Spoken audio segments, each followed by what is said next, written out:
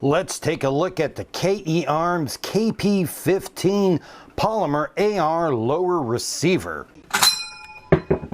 So the KP-15 is a monolithic lower receiver. Monolithic in this case, not meaning that it's a weird metal thing dropped out in the middle of nowhere, but that the entire receiver is all one monolithic single piece. The reason that's done is to help strengthen it. You can find a lot of polymer lowers, and those are just taking the exact design of the lowers that are made out of other materials, out of metal, and just making them completely in polymer.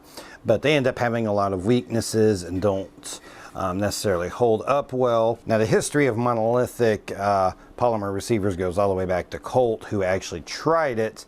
At that point, we're talking in the early development days of the AR-15, and the polymer just frankly wasn't up to the job there. And it took several years later for someone else to try it again, and that someone that initially tried it was Cavalry Arms. Now, this is in the early 2000s where Cavalry Arms started doing this. Now, at some point after that, Cavalry Arms got into legal problems and ended up shutting down all of their gun production through their FFL, and GWAX Armory ended up taking over that. But at that point, the molds were starting to wear out at them, and they were having to make some modifications, and that was causing a number of issues with the products there. So they ended up making one final last run of them. They would be able to sell these for quite a while there at the rate that they were going, and that the supply that they would go would last all right. And as long as something like, say a really popular YouTube channel didn't make their lower receiver part of their project that they were doing, they would have plenty of them to last. Oh yeah, that actually happened. Yeah, InRange TV, their idea was to try to go back to the original idea, the AR-15, and try to make it lightweight. And so once this kind of went out to the public and everyone started knowing about it, they all made a run on GWAX, who promptly ran out of polymer lowers. And so now they had this great idea for their what would Stoner do rifle, and no lower to go along with it. But long story short, InRange was able to partner with KE Arms as well as Brownells to be the distributor, and they made this lower as part of the What Would Stoner Do 2020 rifle. So why would you want to go with one of these? Well, the obvious reason would be that this would be quite a bit lighter and you can knock some weight off of it. This right here is 1 pound, 11.05 ounces. Now, just for comparison, I've got a couple of other standard lowers here. This is a AR-556 lower from Ruger. It is equipped with Magpul furniture on it. We're looking at 2 pounds, 3.25 ounces. So 1 pound, 11 ounces to 2 pounds, 3 ounces. That's going to be roughly 8 ounces. That's half a pound. That is not insignificant. This is a Smith & Wesson M&P 15 lower. Let's see what this guy looks like. This one is 2 pounds, 1.6 ounces. So this weighs a little bit less than the Ruger. So you're still looking at about 6 ounces lighter on this case. So let's go ahead and take a look at some of the features on this.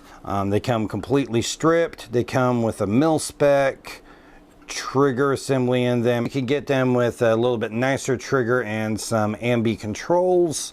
This one is the mil-spec trigger, which is all right. It's got the regular ping pong paddle there. Mag release doesn't look a whole lot different.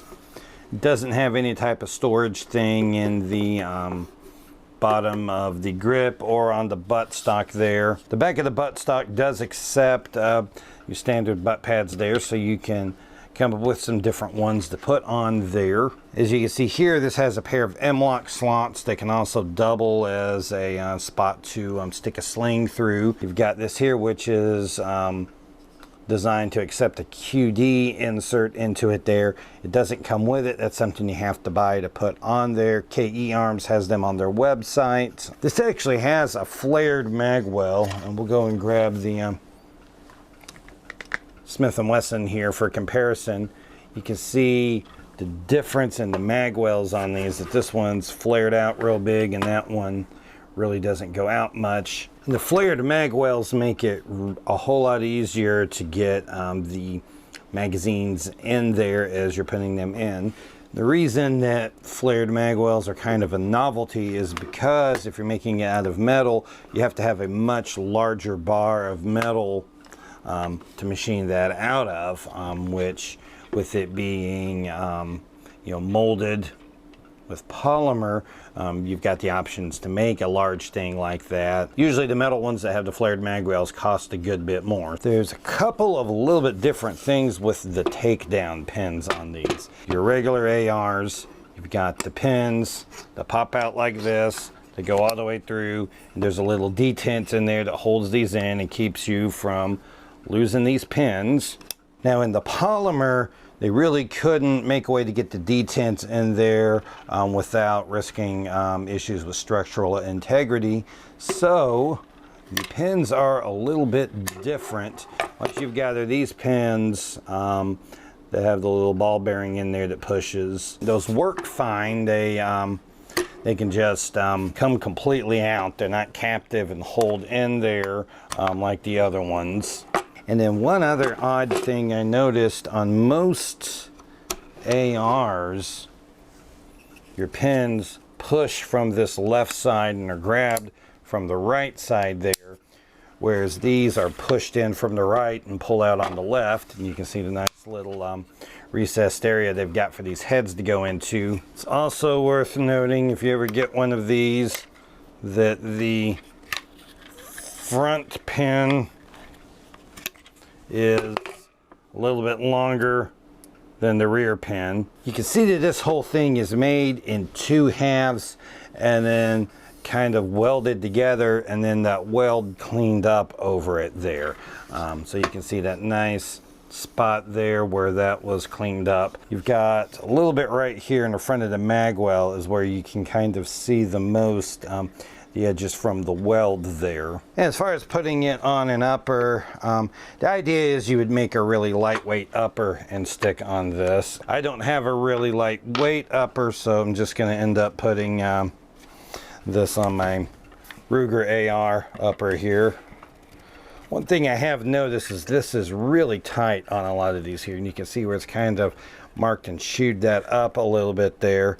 You could, in theory, file that down a little, I suppose, but it's probably designed to be able to fit really tight, so I don't know that you necessarily want to do that. Stay in there, you. And we'll take this guy, put that in there.